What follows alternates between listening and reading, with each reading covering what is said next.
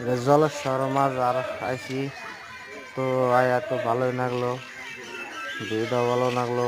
তারপরও এটা হলো রোজা মাজারে সেজদা করা নিষেধ, সেই জন্য আমরা গেলাম।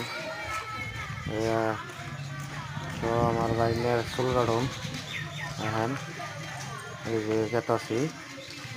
আর এই যে দেখুন গেল ভিনি তুলসী মাজার কিনে দুটো একটা কথা কব কোনো মানুষের কিসের নিয়ে আসে মাজারে, কিন্তু দেখি মনের কিবা একটা আছে, সেটা তো আপনাকে বললাম না, সেটা আমি বলে দিচ্ছি।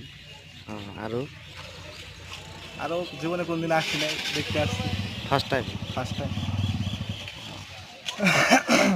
কেমন লাগলো? আয়া তো ভালোই লাগলো, মোটামুটি খারাপ লাগে নাই।